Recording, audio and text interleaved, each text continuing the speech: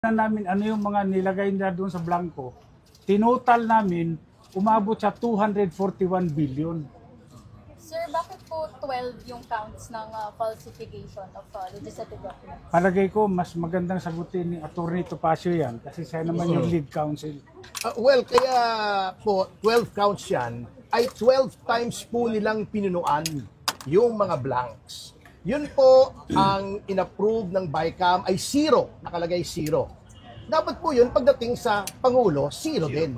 Hindi pwedeng palitan yun unless may typographical error, maling spelling, maling formatting, or misspelling. Yun lang po ang kailangan o wrong grammar. Hindi po pwedeng ilagay yung 0, gawin mong 90 billion or 80 billion o kahit 10,000 pesos po. Hindi nyo pwedeng gawin yun, kahit piso nga eh. Basta 0. So 12 times po naming nabilang na meron pong ganong insertion, yung singit, oo.